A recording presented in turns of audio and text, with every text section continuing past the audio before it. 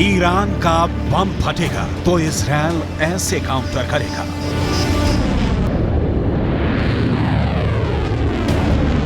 Israel को यकीन हो गया है कि ईरान ने एटम बम बना लिया है। अब उसके पास खुद को बचाने के लिए यही मिसाइल डिफेंस सिस्टम है। ये है इजरायल का एरो मिसाइल डिफेंस सिस्टम। ये हमेशा तभी एक्टिव होता है जब इजरायल पर लॉन्ग रेंज मिसाइल से हमला होता है। एरो सिस्टम ने इजरायल को यमन से फायर की गई बैलिस्टिक मिसाइल से बचाया, लेकिन क्या यह सिस्टम अब ईरान के एटम बम से बचा पाएगा?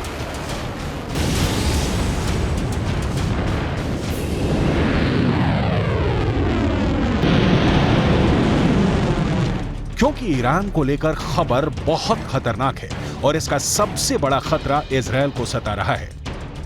पूरे इजरायल में परमाणु बम का सायरन बजने लगा है, चाहे वो राजधानी तेल अवीव हो या फिर हाइफा या फिर कोई और इजरायली शहर। इस वक्त हमास के रॉकेट से ज्यादा खौफ ईरान की मिसाइल का है,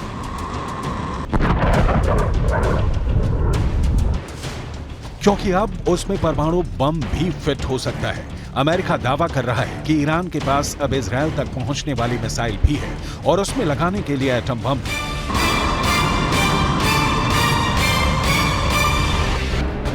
ईरान के परमाणु ठिकानों को लेकर IAEA यानी अंतर्राष्ट्रीय परमाणु ऊर्जा एजेंसी की एक बहुत ही सीक्रेट रिपोर्ट ने इजरायल और अमेरिका को बहुत ज्यादा डरा दिया है।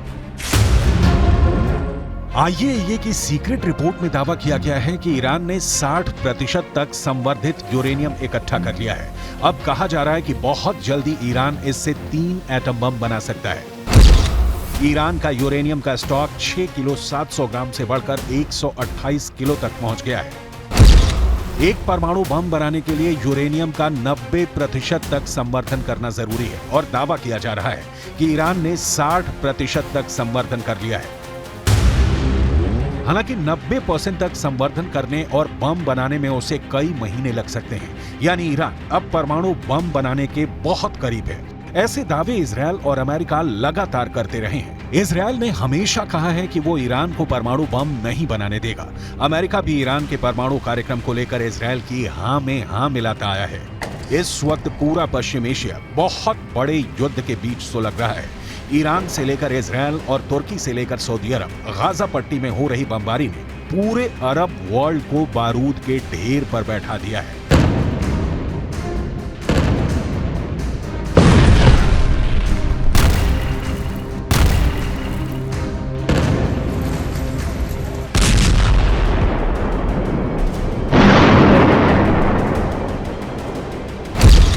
अब परमाणु बम को लेकर ईरान वाले खतरे ने इजरायल और अमेरिका का डर वाला मीटर रेड लेवल पर ले आया है। इस कांटे पर इतना प्रेशर है कि ये कभी भी वर्ल्ड वॉर बनकर टूट सकता है, क्योंकि ईरान कह चुका है कि उसके पास ऐसी मिसाइल है जो लॉन्च होने के 400 सेकंड के अंदर इजरायल पर जाकर तबाही मचा सकती है। ईरान अब हाइपरसोनिक मिसाइल तैयार कर चुका है। उसकी बैलिस्टिक मिसाइल को इजरायल आयरन डोम से नहीं गिरा सकता और ईरान का दावा है कि इजरायल हो या फिर अमेरिका का मिसाइल डिफेंस सिस्टम, उसकी मिसाइल के खिलाफ कोई दीवार काम नहीं करेगी। इस वक्त ईरान के परमाणु कार्यक्रम को लेकर जो खबरें हैं, उसे लेकर सबसे सीक्रेट परमाणु अड्डे पर सबकी नजरें हैं। अभी ईरान ने 6 स्पॉट पर न्यूक्लियर रिएक्टर लगाए हुए हैं, लेकिन इनमें से 2 अहम साइट है। पहली जगह है नतांज और दूसरी जगह है फोर्डो। यहाँ है अंडरग्राउंड न्यूक्लियर साइट, जहाँ ईरान सबसे ज्यादा गुणवत्ता के यूरेनियम संवर्धन करता है। ज्यादा बेहतर क्वालिटी यानी बम बनाने के लिए बेहतर यूरेनियम ईरान के परमाणु प्रोजेक्ट की प्रोग्रेस रिपोर्ट के तौर पर सैटेलाइट तस्वीरें भी जारी हो चुकी हैं। ये नातांज न्यूक्लियर साइट की 2002 की तस्वीर है। 2002 से 2020 तक इस साइट का ईरान ने बहुत विस्तार किया है। वहीं फोर्डो वाले न्यूक्लियर साइट की पहली सैटेलाइट तस्वीर 2009 में सामने आई थी। यहाँ भी 2002 से 2020 तक ईरान ने काफी काम आगे बढ़ाया है। दावा किया जाता है कि ईरान सबसे अधिक यहीं यूरेनियम संवर्धित कर रहा है। ईरान के पास अभी एटम बम नहीं है, ये बात तो पुख्ता तौर पर अमेरिका भी मानता है, लेकिन इजरायल के पास एटम बम है, इससे कोई इनकार नहीं करता। दावे के मुताबिक आज की तारीख में इजरायल के शांत रेगिस्तान में नेगेव परमाणु रिसर्च सेंटर है, जहां ताकतवर हथियार बनाने का काम किया जाता है। Stockholm International Peace Research Institute के मुताबिक इजरायल के पास करीब 90 परमाणु बम हैं, जो पूरे पश्चिम एशिया को पिघली हुई रेत में तब्दील कर सकते हैं।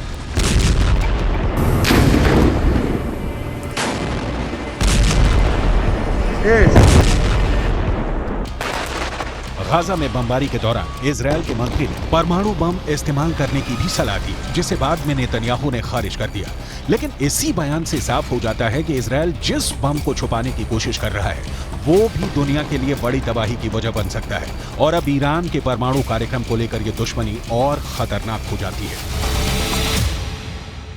İsrail, sende atom bombası, nükleer bomba var ve bununla tehdit ediyorsun. Bunları biz biliyoruz. Ve artık ecelin geliyor. İstediğin kadar nükleer bombaya sahip ol. Israel और ईरान एक दूसरे के सबसे बड़े दुश्मन हैं। दोनों ही एक दूसरे को मिटाने की धमकियां देते हैं। Any threat to use nuclear weapons is inadmissible.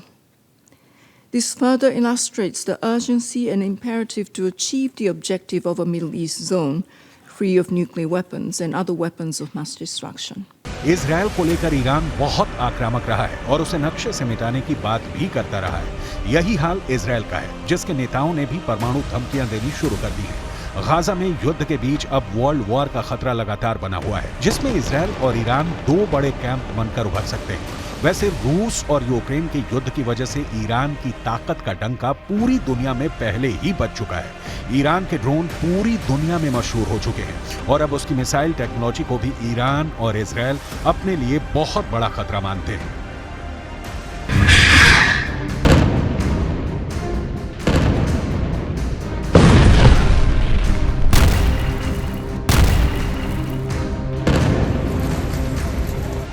Iran अब अपनी इसी ताकत को दिखाकर अमेरिका और इजरायल दोनों को चैलेंज कर रहा है। हालांकि इजरायल से पहले उसने अमेरिका के फौजी अड्डों को अपने टारगेट पर ले लिया है।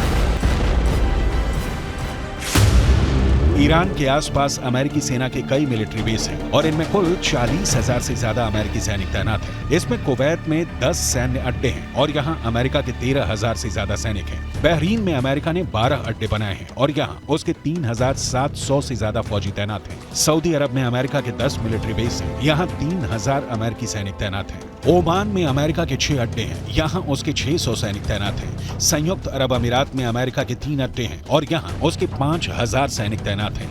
कतर में अमेरिका का सबसे बड़ा मिलिट्री बेस है और यहाँ 13,000 अमेरिकी सैनिक रखे गए हैं। ये वो देश हैं जहाँ से ईरान बहुत ज्यादा करीब है।